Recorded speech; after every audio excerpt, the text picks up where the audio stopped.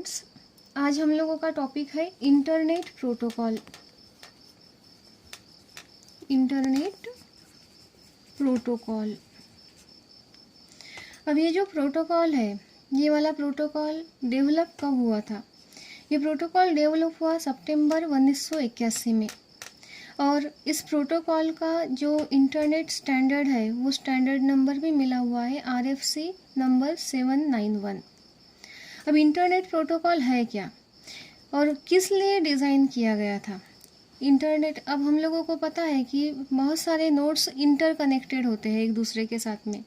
तो ऐसे जो इंटरकनेक्टेड नोड्स हैं उनके लिए इंटरनेट प्रोटोकॉल डिज़ाइन किया गया। The internet protocol is design to use in interconnected system. अब ये जो इंटरकनेक्टेड सिस्टम के ऊपर हम इंटरनेट प्रोटोकॉल यूज़ करने वाले हैं, ये protocol packet switch computer communication network base है। अब पैकेट स्विच मतलब इसके अंदर कम्युनिकेशन के लिए पहले से ही कनेक्शन एस्टैब्लिश करने की ज़रूरत नहीं है। मतलब ये कौन सा है? It supports to the connectionless service. अब ये जो switch packet switch computer communication network है, इसके अंदर के जो नोड्स होते हैं इसको हम लोग कहते हैं कैटनेट। ये जो इंटरनेट प्रोटोकॉल है ये ब्लॉक ऑफ यूज़ करता है ब्लॉक ऑफ डेटा। मतलब सोर्स से डेस्टिनेशन के ऊपर डेटा ट्रांसमिशन करता है ये, और वो डेटा ट्रांसमिशन रहता है ब्लॉक ऑफ डेटा। और ये जो ब्लॉक ऑफ डेटा है इसे कहते हैं डेटाग्राम। सोर्स से डेस्टिनेशन के ऊपर ट्रांसमिट करने के लिए इंटरनेट प्रोटोकॉल जो डेटा का ब्लॉक यूज़ करता है दैट इज़ द डेटाग्राम। अब जो सोर्स और डेस्टिनेशन है, ये सोर्स और डेस्टिनेशन के ऊपर पहले से ही फिक्स लेंथ IP एड्रेस मौजूद होना चाहिए। मतलब सोर्स और destination they should possesses the IP address. जो इंटरनेट प्रोटोकॉल है ये हम लोगों को बहुत सारी सर्विसेज भी प्रोवाइड करता है। उसमें से एक सर्विस है जैसी फ्रैगमेंटेशन की। जो डेटाग्राम है वो डेटाग्राम का फ्रैगमेंटेशन करना, जब वो सोर्स से डेस्टिनेशन की ओर निकलता है, फिर डेस्टिनेशन के ऊपर पहुंचने के बाद फिर से वो जो फ्रैगमेंटेड डेटाग्राम से उसको रीअसेंबल करना, उसका इनकैप्सुलेशन करना, जब वो निकलता है सोर्स के पास से तो उसका इनकैप्सुलेशन करना। इस टाइप की बहुत सारी सर्विसेज भी हम लोगों को प्रोवाइड करता है। ये कौन सा है? कनेक्शन लेस प्रोटोकॉल है। इसको कनेक्शन पहले से ही कनेक्शन की ज़रूरत नहीं होती है। और ये कौन से लेयर पे काम करता है? ये TCP IP के सेकंड लेयर पर काम करता है। अब IP प्रोटोकॉल का जो बेसिक जो वर्किंग है, वो बेसिक वर्किंग देखने से पहले हम लोगों को कुछ बेसिक टर्म्स पता होनी ज़रूरी है। उसमें कि एक सबसे पहली टर्म है डेटाग्राम। अभी डेटाग्राम क्या होता है? हमारा जो पैकेट स्विच नेटवर्क है, पैकेट स्विच नेटवर्क मतलब जो कनेक्शन लेस सर्विस प्रोवाइड करता है, कनेक्शन लेस सर्विस को यूज़ करता है डेटा ट्रांसमिशन के लिए। ऐसे जो नेटवर्क है उसके अंदर जो बेसिक ट्रांसफ़र यूनिट होता है, जो हम लोगों को सोर्स से डेस्टिनेशन के ऊपर भेजना होता है, उस यूनिट को हम लोग कहते हैं डेटाग्राम। ऐसा डेटा का यूनिट जो सोर्स से डेस्टिनेशन के ऊपर जाता है, वो यूनिट को हम लोग क्या कहते हैं? डेटाग्राम। अब ऐसा ही डेटाग्राम कौन यूज़ करता है? हमारा IP प्रोटोकॉल। इसलिए वो कौन सा डेटाग्राम हो गया? वो हो गया हमारा IP डेटाग्राम। अब इसका फॉर्मेट कैसे है IP डेटाग्राम का? IP डेटाग्राम के अंदर दो पार्ट्स होते हैं, दो कंपोनेंट्स होते हैं। पहला कंपोनेंट होता है हेडर का। अब हेडर क्या है? This is the header of IP protocol. IP protocol का जो हेडर है वो यहाँ पे इसका पहला कंपोनेंट है। और दूसरा कंपोनेंट रहता पेलोड, या फिर पेलोड को ही हम क्या कहते हैं? Actual data. ऐसे दो कंपोनेंट्स है। This is the payload and data and this one is the header of IP। ये सब मिलाकर बनता है एक datagram. This is the datagram and this one is the format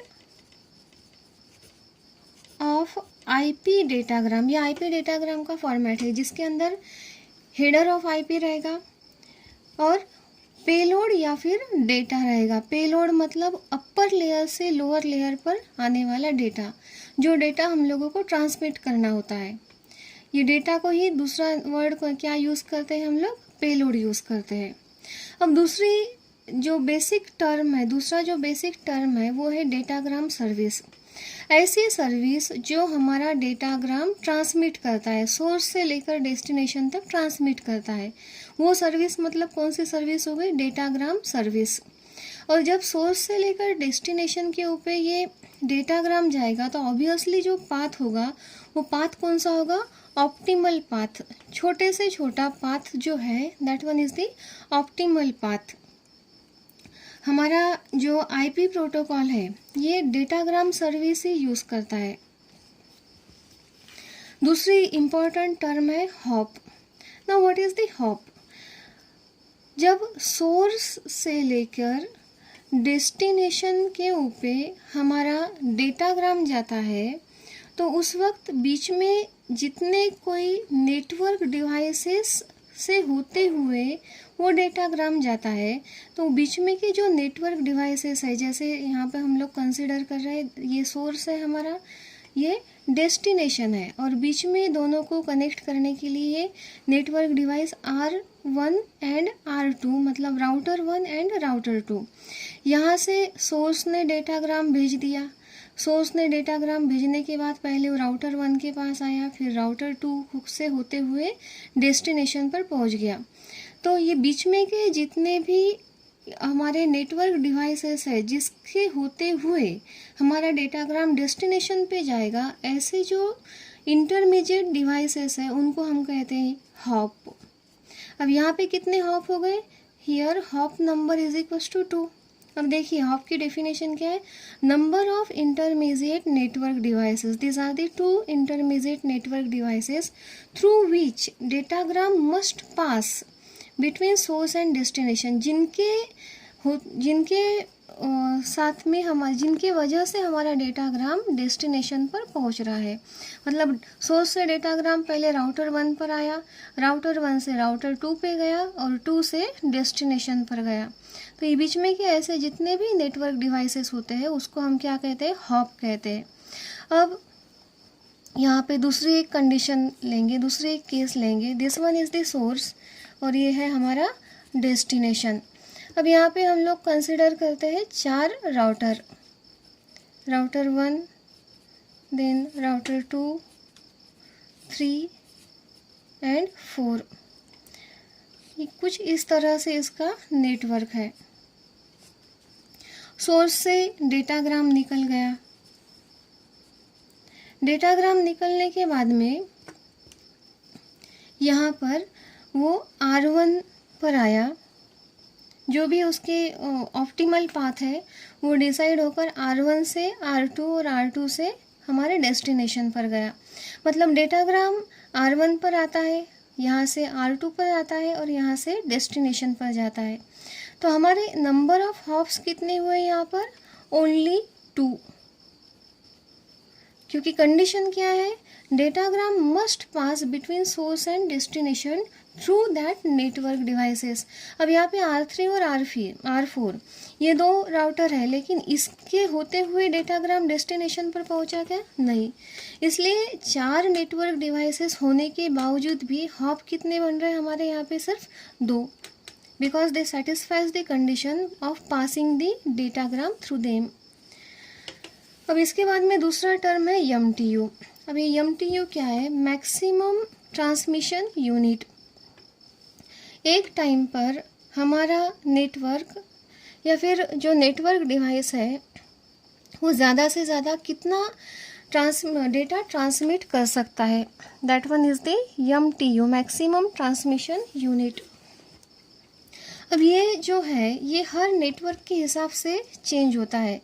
जैसे ईथरनेट नेटवर्क है उसके अंदर ये 500 बाइट है, 1500 बाइट है।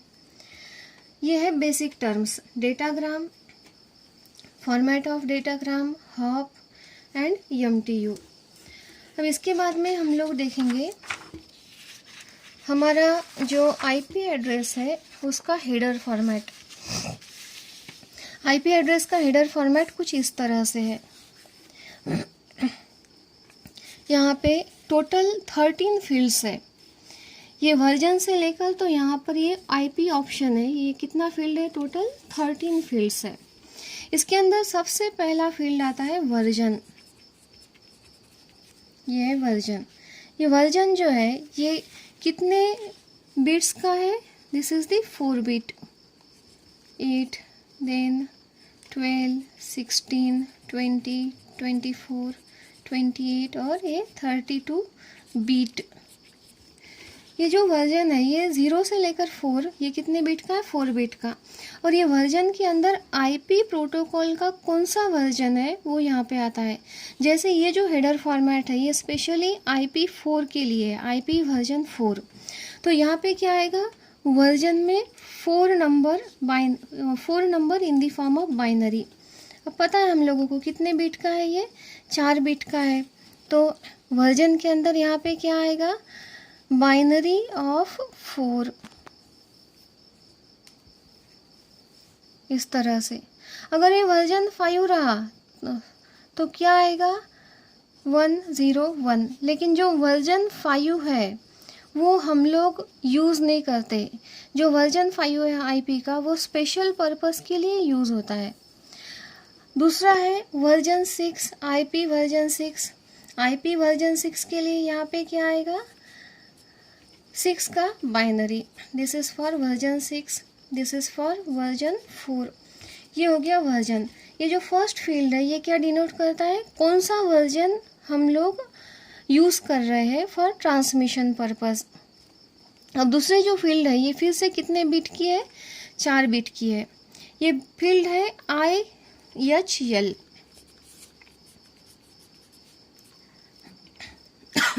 अब ये IHL क्या होता है, इंटरनेट हेडर लेंथ। जो हमारा इंटरनेट प्रोटोकॉल का हेडर लेंथ है वो पूरा यहाँ पे आता है। अब ये जो हेडर लेंथ है ये कहाँ से शुरू होता है, वर्जन से लेकर तो ये यहाँ तक आता है ऑप्शन तक। अगर हम लोग ऐसा काउंट करते हैं तो ये वर्जन से लेकर तो यहाँ तक 32 बिट है। फिर ये जो सेकंड फील्ड है इसके अंदर 3 फील्ड्स है, इसके अंदर फिर से 32 बिट, फिर से यहाँ पे 32 बिट, यहाँ पे 32, यहाँ पे 32 और यहाँ पे 32। अगर ये 5 टाइम, 32 कितने टाइम है, 5 टाइम्स। अगर इसका मल्टीप्लिकेशन किया तो 160 बीट हो गए। अब ये 160 को हम बाइट में अगर कन्वर्ट करते हैं तो कितना आता है, 20 बाइट। तो ये जो IHL है मतलब हेडर लेंथ है, ये हेडर लेंथ कम से कम कितना आना चाहिए, 20 बाइट का। और ज़्यादा से ज़्यादा ये आना चाहिए 60 बाइट का। एट मोस्ट कितना होता है ये, 60 बाइट, और एटलीस्ट कितना होता है, 20 बाइट। 20 बाइट से कम हेडर लेंथ कभी भी नहीं होता। अगर 20 बाइट से कम है तो आपका आईपी प्रोटोकॉल ट्रांसमिशन के लिए रेडी नहीं है, ये समझा जाता है। उसके बाद में का जो फील्ड है वो फील्ड है टाइप ऑफ सर्विसेज। ये फील्ड जो है ये आता है 8 बीट का। अब इसके अंदर क्या होता है कि कौन से टाइप की सर्विसेज ही हम लोगों को प्रोवाइड कर रहा है, जैसे रिलायबल सर्विस प्रोवाइड कर रहा है या फिर कोई डिफिशियंसी है, इस टाइप के जो सर्विसेज के नेम्स है वो यहाँ पे आएंगे। उसके बाद का जो फील्ड है ये फील्ड है टोटल लेंथ। ये टोटल लेंथ क्या है, सिर्फ हेडर का टोटल लेंथ होता है excluding the data. Here it specifies the length of header, it is the total length of our datagram।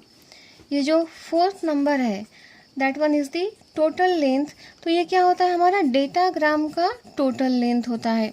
Datagram मतलब हेडर प्लस आवर डेटा, तो ये टोटल लेंथ होता है हमारा पूरा, यहाँ से 0 से लेकर तो यहाँ तक, कहाँ तक, ये ऑप्शन का ये पोर्शन, और इसके नीचे हमारा डेटा होगा, जो डेटा हम लोगों को कैरी करना है।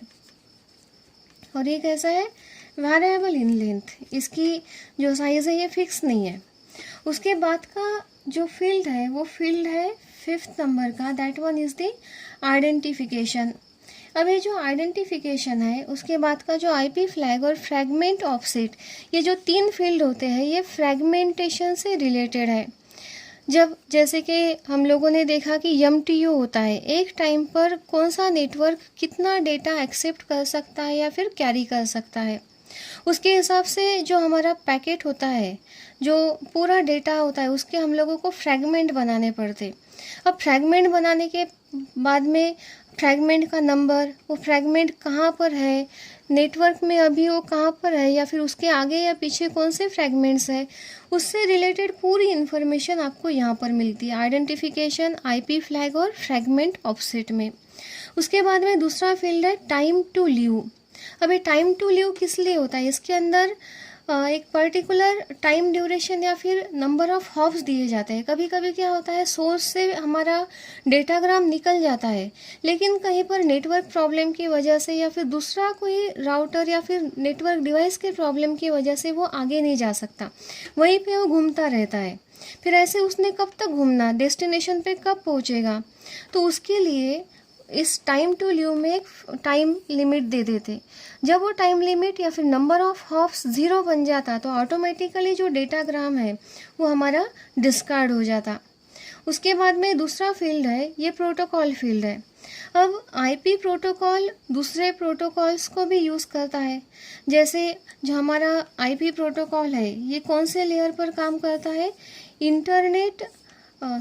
टीसीपी आईपी मॉडल के सेकंड लेयर पर ये काम करता है।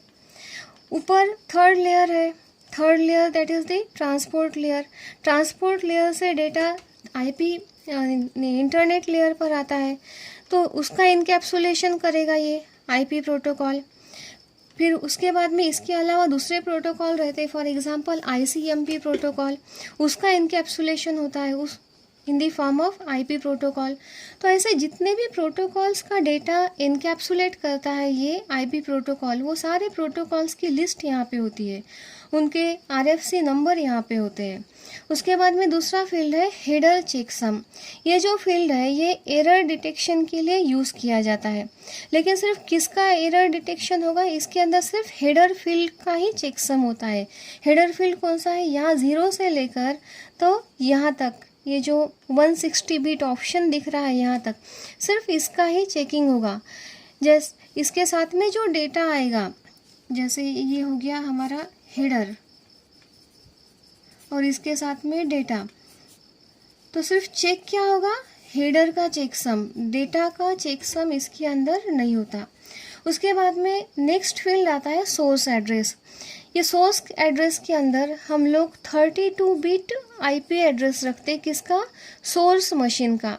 जो मशीन से, जो कंप्यूटर से डेटा ट्रांसमिट करना है वो मशीन का आईपी एड्रेस यहाँ पर आएगा। This one is the destination address. ये फिर से क्या है, 32 bit IP address. This is also IP address.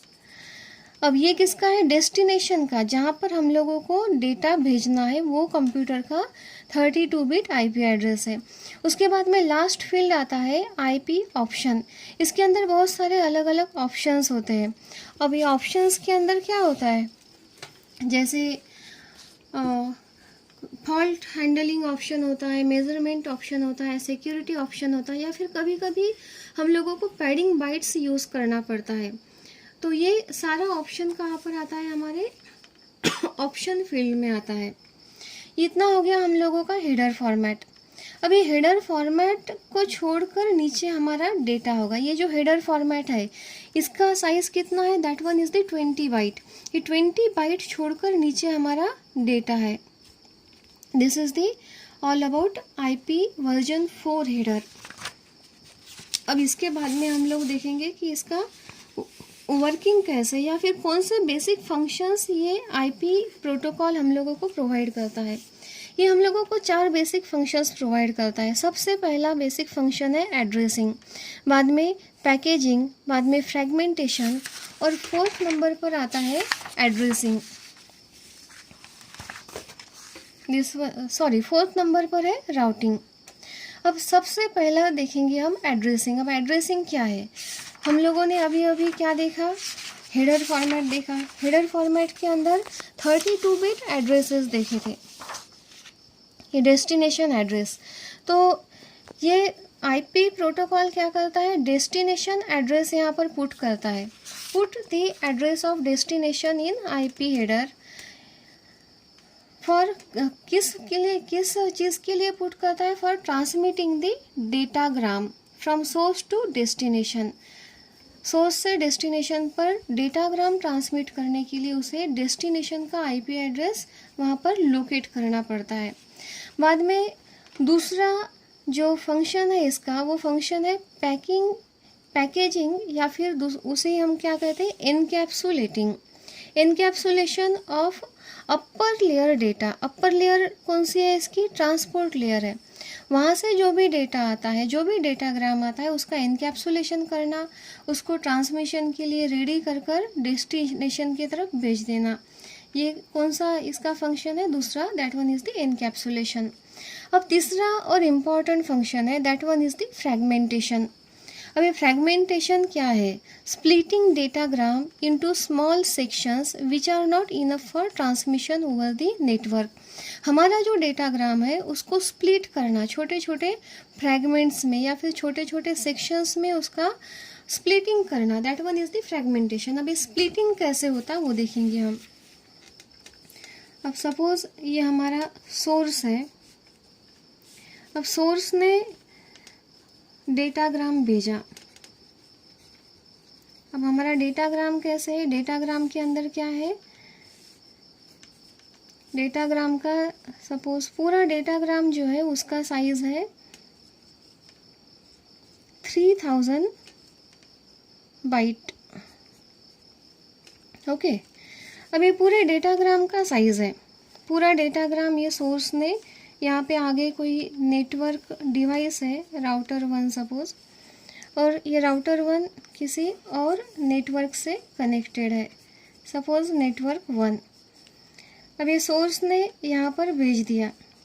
अब डेटाग्राम के अंदर क्या क्या होता है, डेटाग्राम के अंदर होता है IP header plus actual data, right. अब ये पूरा हमारा ये डेटाग्राम है, ये पूरा, और ये डेटाग्राम की साइज कितनी है, 3000 बाइट। अब ये 3000 बाइट के अंदर से 20 बाइट किसके गए, आईपी हेडर के, और बचा कितना फिर 2980 बाइट, राइट। अभी 2980 बाइट हमारा एक्चुअल डेटा है जो हमको कैरी करना है, और 20 बाइट ये तो आईपी हेडर है। ये कहाँ पर गया, इस राउटर पर गया, राउटर ने उसको एक्सेप्ट कर लिया। अब राउटर को क्या करना है, इसे अगले नेटवर्क पर भेजना है, लेकिन राउटर के पास में जाने के बाद में राउटर को पता चला कि अगले नेटवर्क की तो कैपेसिटी ही नहीं है ये इतना डेटा कैप्चर करने की। उसका जो MTU है, MTU माने क्या है, क्या देखा था हम लोगों ने, MTU that is the maximum transmission unit.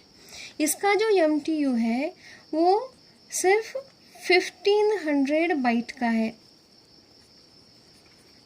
मतलब एट अ टाइम डेटाग्राम में वो सिर्फ 1500 बाइट ही, डेटाग्राम का साइज कितना ले सकता है वो 1500 बाइट। उसके अंदर हमारा आईपी हेडर भी आ गया, उसके अंदर हमारा डेटा भी आ गया। फिर राउटर क्या करेगा, इसने ये तो कैप्चर कर लिया, 3000 बाइट तो कैप्चर कर लिया, लेकिन अब ये राउटर क्या करेगा, इसका फ्रैगमेंटेशन करेगा इसके MTU के हिसाब से, सो दैट उसने वो कैप्चर करना चाहिए। अब इसका MTU कितना है, 1500 बाइट है, तो ये क्या करेगा, पहला एक फ्रैगमेंट बना लेगा, फ्रैगमेंट 1, उसका साइज कितना रहेगा 1500 बाइट। अब ये 1500 बाइट में से 20 बाइट तो गया कौन सा, आईपी हेडर का, और बचा 480 बाइट, ये हो गया हमारा एक्चुअल डेटा, और ये क्या हो गया हमारा हेडर। ऐसे 1500 बाइट हो गए। अब 1500 बाइट निकल गया, हमारा डेटा कितना था 2980, 2980 में से 1480 यहाँ पर चला गया, फिर बचा कितना,